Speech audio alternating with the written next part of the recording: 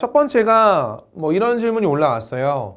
현재 4학년 전자정보통신공학 전공으로 사기업과 공기업 병행할 준비 중인데 그동안 해온 경험 대활동들이 소프트웨어 직군과 관련된 것이 많아 사기업 쪽으로 준비하려고 하고 있다. 하지만 공기업의 경우에는 IT 직렬은 TO가 적고 경력직을 많이 뽑나고 들어서 뭐 정기직으로 지원해야 될 것 같은데 서로 당무 직무를 모두 준비하는 것이 괜찮을지 고민입니다. 그러니까 직군은 원래 그 하나만 하진 않아요.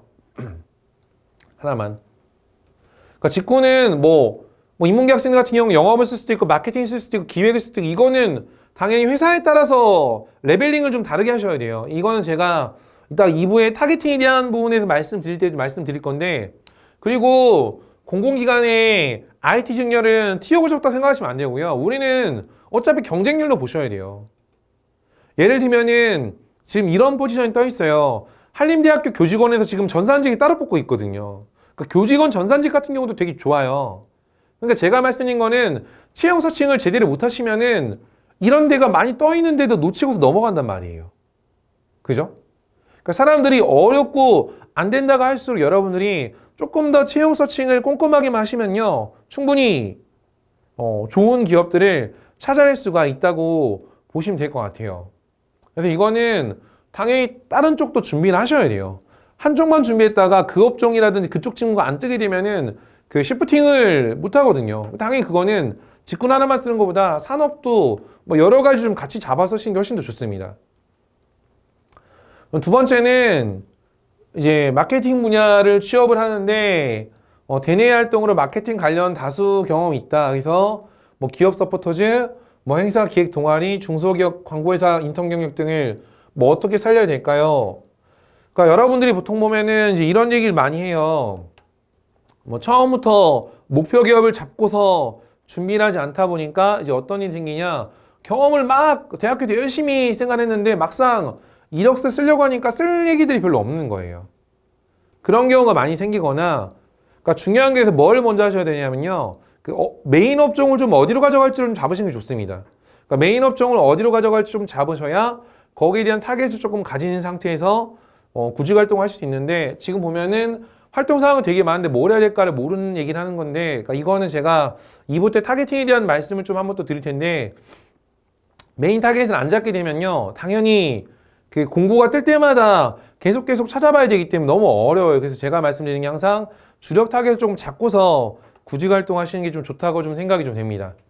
그 세 번째는요.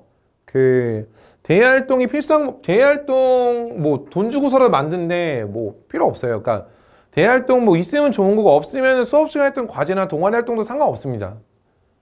그러니까 여러분들은 신입사원이기 때문에 얼마나 잘했나가 아니라 내가 했던 경험 내에서 뭐를 배웠고 어떻게 잘 해냈냐를 보는 거지 그 퍼포먼스가 크다 작다를 평가하는 게 아니에요. 이제 그거는 경력사원을 채용하는 거의 기준이지 신입사원을 채용할 때는 그 정도에 대한 기대치를 갖고서 뽑지는 않아요.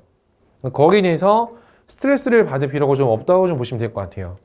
그리고 네 번째는 뭐 졸업 유예하게 되면 면접관이 안 좋게 볼까요? 졸업 예정자인데 졸업해야 될지 유예해야 될지 고민입니다. 그러니까 졸업 유예는 보통 이럴 때 물어봐요. 보통 이제 남학생들 같은 경우는 그 이제 입학부터 졸업까지 7년에서 8년 정도 걸리잖아요. 군대까지 하게 되면 그죠? 근데 만약에 한 9년이다, 10년이다. 여학생들 같은 경우 보통 뭐 4년에서 4년 반, 혹시 5년 정도 졸업하는데 학교를 6년 이상 다녔다. 그렇게 되면 왜 이렇게 길게 다녔냐? 이유를 물어보겠죠. 그죠? 그러니까 뭔가 목적성 없이 계속 연기하는 건 그건 당연히 안 좋아할 수 있고요. 그죠? 당연히 그거는 뭐 안 좋게 본다 이런 게 아니라 회사 입장에서 궁금해서 물어보는 거거든요. 거기에 대해서는 답변만 잘해주시면 됩니다. 그리고 이제 이런 거예요. 첫 번째는 대기업 준비 올인할지 중소기업 경력 쌓으면서 준비할지 고민입니다. 그러니까 너무 작은 회사 말고요. 뭐 대기업도 같이 준비하시고요. 중견기업 정도 이상을 좀 쓰시는 걸 좀 추천을 좀 드립니다. 뭐 계약직과 정규직 지금은 이왕이면은 정규직을 조금 위주로 쓰시는 게 좋아요. 정규직 위주로. 왜냐면 시장이 되게 불안정하기 때문에 언제 또 뽑고 안 뽑을지 또 모르거든요. 그죠? 그래서 이왕이면은, 그러니까 전에 예전에는 뭐 인턴이든 계약직이든 정규직은 다 쓰라고 얘기했는데 지금은 조금 더 우선순위를 정규직으로 좀 두시면서 쓰시는 게 좋겠습니다. 그리고 마지막으로 신입사원 지원과 채용 전환 인턴 같이 지원하세요. 이거는요. 대신에 인턴십 기간이 뭐 1년짜리다 이거는 쓰지 마세요. 그거는 왜냐하면은 누구 하나 전환시켜줄 수 있다고 개런티 할 수가 없어요. 너무 길어요. 시장이 어떻게 바뀔지 너무 예측하기 어렵기 때문에 그러니까 이거는 크게 좋은 거라고 좀 보시면 안 될 것 같아요.